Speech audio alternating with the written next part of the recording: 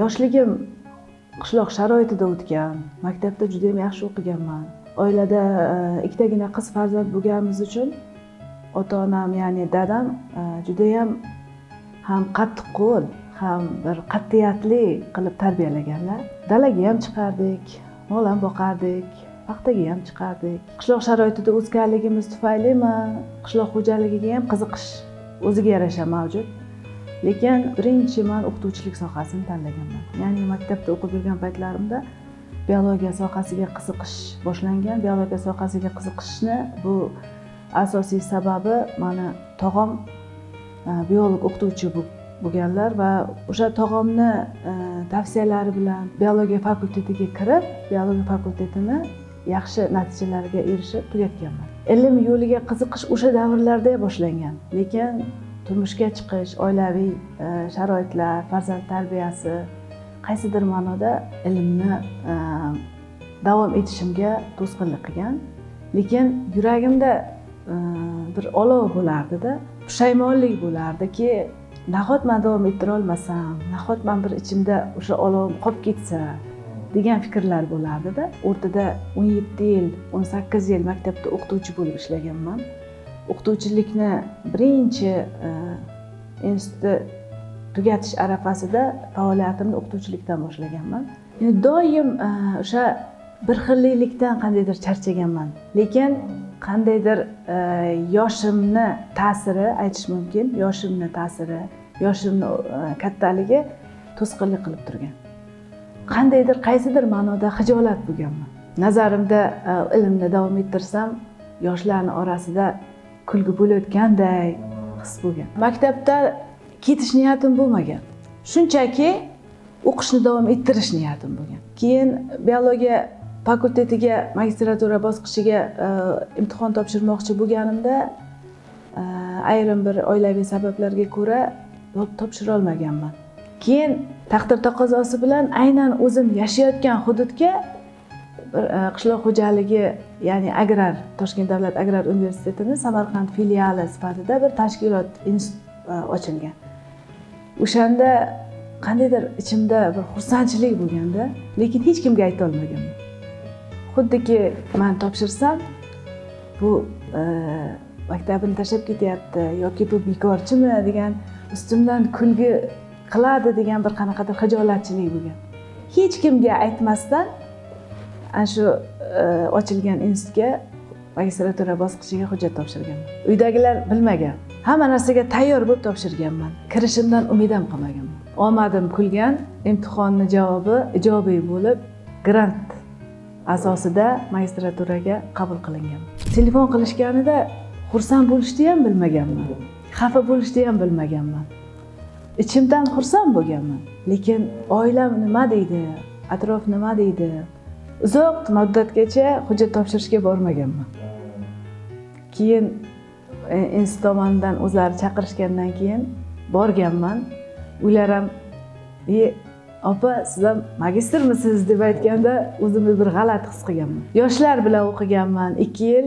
Magistratura bosqichini men shu hozirda 2 yil davomida shu magistratura bosqichini Agrar innovatsiyalar tadqiqotlar instituti, oldingi Toshkent davlat agrar universiteti Samarqand filialida o'qiganman. Birinchi kursda oxirlarida menga o'qituvchilarim tomonidan, ya'ni ustozlarim tomonidan startap loyiha qilish kerak, hamma o'zini ilmiy ishi bo'yicha startap loyiha qilishga majbur qilinglar degan topshiriq bo'lgan.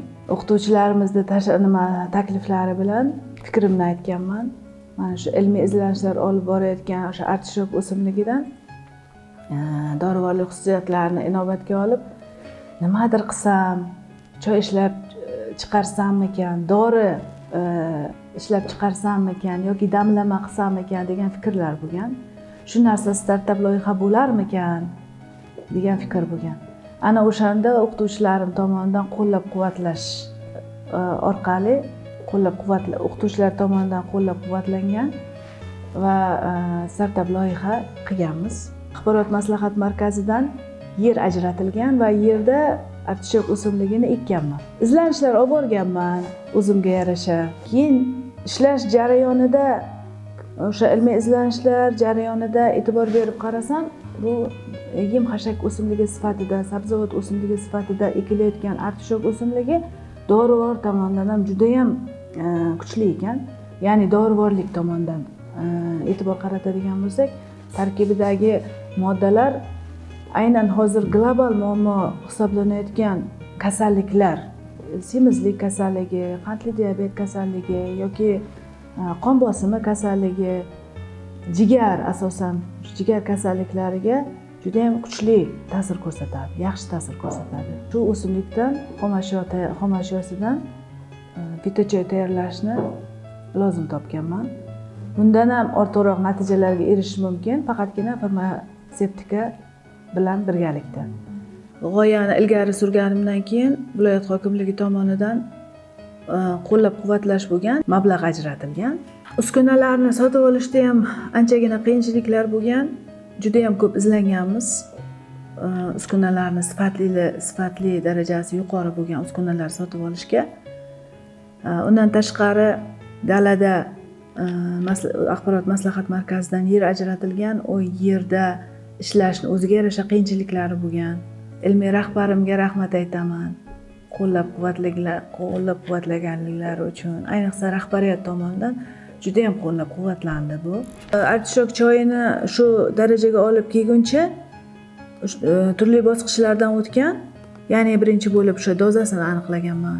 Keyin buni Sog'liqni saqlash vazirligiga xat bilan chiqib, aynan inson organizmi uchun xavfsizligini belgilab beruvchi hujjat so'raganmiz. Sertifikat olingandan keyin qadoqlash jarayonini keyin boshlaganmiz. To o'sha sertifikat olguncha ko'nglim faqat tahlikada o'tgan. Nahot dozasini topa olmasam. Sog'liqni saqlash vazirligidan ijobiy xulosa kelgandan keyin buni birinchi bo'lib o'zimizning hamkasblarimizga tarqatib chiqqanman. Ular qo'llab-quvvatlagan, deyarli hammasi ichib ko'rgan. Bu choyni ichgan odamlardan bir ijobiy fikr eshitganimda juda ham bir xursand bo'lib ketaman. Shuncha qilgan mehnatlarimni natijasi bo'ldi degan fikr, bir g'urur bo'ladi qandaydir.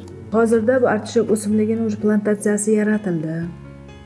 Artishok o'simligini xomashyosidan ishlab chiqarish jarayoni boshlandi. Bu o'simlikdan tayyorlangan fitochoy aholiga birinchi o'rinda arzonligi va tabiiyligi bilan yordam beradi. Bu startap loyihani amalga oshirish jarayonida baribir qiyinchiliklar bo'lgan. Qaysi ma'noda qiyinchiliklar bo'lgan? Birinchi o'rinda maktabda ishlaganman. Maktabda ishlab, ham magistratura bosqichini birgalikda olib borganman. Ham oilaviy muhitimiz, farzand tarbiyasi, ayollik mas'uliyati, bularning hammasi qaysidir ma'noda qiyinchilik tug'dirgan. Har bitta ayolni bir natijaga erishishi uchun oila tomonidan qo'llab-quvvatlashi juda ham kerak va muhim deb hisoblayman. Har bitta inson o'sha natijaga erishdim degani, bu to'xtadim degani. Erishyapman degan tushunchada yashash kerak. O'sha qiziqishlarimni, mehnatlarimni natijasiga erishyapman degan tushunchada yashasa, yana ham natijaga erishib ketaveradi. Ilm hech qachon yosh tanlamaydi. Izlanish hech qachon yosh tanlamaydi deb hisoblayman. Agar men yoshligimga qaytganimda, o'sha ilmimni salgina oldinroq olgan bo'lardim. Bundan keyingi niyatlarim juda ham katta. Birinchi o'rinda shogirdlar bilan ishlash, shogirdlarni kamolini ko'rish, shogirdlarni bir qaysidir ma'noda ilmiy yo'lga undash, bu meni eng katta maqsadim. Chunki shuncha yil davomida o'qituvchilik kasbida yurganligim uchun menda bu shogirdlar bilan ishlash zavq beradi. Bu natijaga erishishimga birinchi o'rinda kuchli qiziqish, ikkinchi o'rinda oilaviy qo'llab-quvvatlash deb o'ylayman. Uchinchi o'rinda bu ustozlarning maslahati, ustozlarning yo'l yo'rig'i, yordami deb o'ylayman. Ilm yo'lida ayol kishiga salgina baribir qiyinchiliklar bo'lar ekan. Chunki oila birinchi o'rinda. Oila ayollik, onalik birinchi o'rinda turadi. Oilasini muammolarini bilan birgalikda ilm yo'lini davom ettirish qaysidir ma'noda mashaqqatli. Baxt. Baxt tushunchasi hammada har xil. Endi menda oila tinchligi, farzand kamoli va qiziqqan sohangda xotirjam ishlash.